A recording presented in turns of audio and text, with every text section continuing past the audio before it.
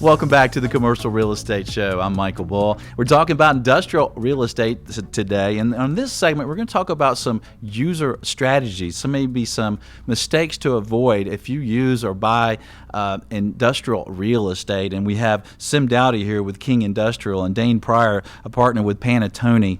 So, guys, let's talk about that. You know, I guess one of the first things to think about if you're an industrial user and you need new space is having the right team, right? Exactly. I think, and that really starts with the right brokerage firm. I mean, you want to get a good broker that's repping you and your interest in the process. It's a good thing I'm here. That's right. And you also got to pick some other team members, right? You do. Probably 40 to 50% of these large DC costs are their transportation costs. So it really would help if you've got a good logistics study in-house or know where you're going to distribute, to know where you're going to locate first before you run around and exercise a lot of people on multiple sites in multiple states. Narrow your search of where you want to be. Okay.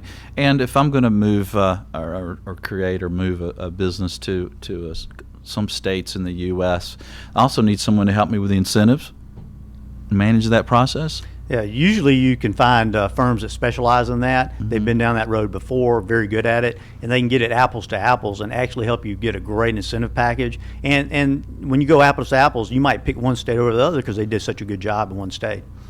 Okay. And then another tip, another strategy for occupiers, for users, for tenants, whatever we want to call these people who occupy, these companies occupy the space, is timing, right? Many mistakes are made by the fact that the timing's off because they wait too late to be able to choose what they want to do, and they really don't have a plan. And you got to have a plan, otherwise you go off in all sorts of different directions. You never get to where you want to go because you never planned in the first place. And talk a little bit more about the timing. So what might be a sample company that needs space and how much time they should allocate? Usually they wait until it's 90 days out and then they start thinking about it. Right. Some of them wait till 30 days out. If they actually plan it a year in advance, they usually get everything done, make sure everything's competitive, apples to apples, because all land sites aren't the same, all buildings aren't the same, all spaces aren't the same, and all developers and builders aren't the same. So get a spreadsheet and do it that way, and you'll make the best deal.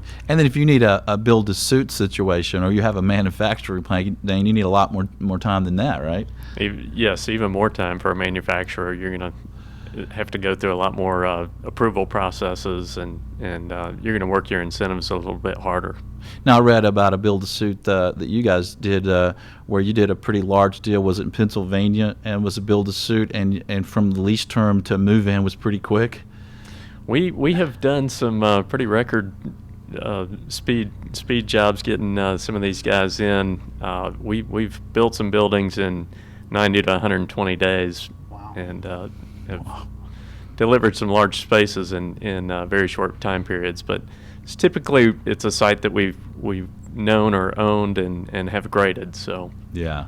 That's pretty good when you consider 9 months to a year is usually the time frame to build a building and get somebody in there. Yeah, that's true. So on the plan, Sim, you need a short-term plan and a long-term plan to get into the right space requirement, right? You got to look at what your business is going to be doing maybe 5 or 10 years down the road, right? Right, because you might need to expand. You don't know, and a lot of times in a lease, you can get expansion rights. You can also get rights to go smaller if you want to. A lot of times, especially with Panattoni, y'all will do that for your people across the country, won't you? We will. Yeah, flexible. It sounds like you're negotiating with him now on a deal. I'm working on that landlord lien waiver. And what about financial and the pricing selection process? What should tenants think about there, and what are you seeing? Well, once again, I think it's apples to apples, and that's why you do spreadsheets, because some people give you free rent, some people give you tenant improvements. There's all sorts of incentives they'll give you, but you got to price them out. And then, is it a 5-year lease, a 7-year lease? I mean, all that kind of things. You got to really back into it to get the right numbers. Yeah. You do. You need to have a solid spec for what you want in your building, and the building price fluctuation between Panattoni or another developer may not may not be that much on the actual shell construction itself. The general contractors are going to price within a few percent of each other, but it comes down to what the land cost is, what your grading costs are for the site work. And are they also considering cap rates in that process?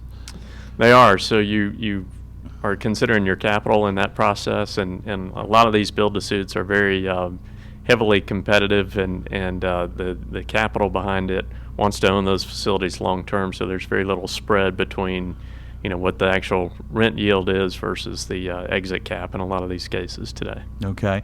And I guess also as a tenant, you want to think about what's important to you in a lease situation, right? So up front, hey, when you go into the developer, you go in with the broker, you working with your first LOI, if you need a cancellation, right, in 5 years or 10 years or whatever it may be that you think is real important to you, that you've got that planned up front, right?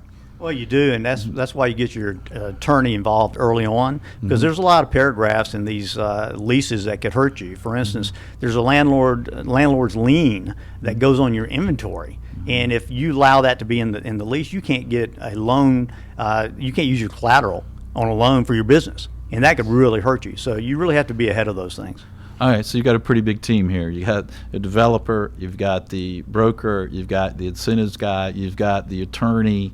Any other team members?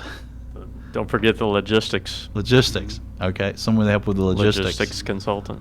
Okay, so if we had that's kind of team, we need a bigger desk here in Studio One, right? If we had the entire team here. For sure. All right, well, next we're going to talk about the investment side of industrial real estate, and in the investment side of industrial real estate has been really hot. A lot of investors really like industrial real estate. We'll talk about that. So stay with us. I'm Michael Bull. This is the Commercial Real Estate Show. We'll be right back. The Commercial Real Estate Show is brought to you by Florida International University and Bull Realty Commercial Brokerage, a great place to do business. For more information on these companies or to access additional podcasts, videos, or blogs, visit commercialrealestateshow.com.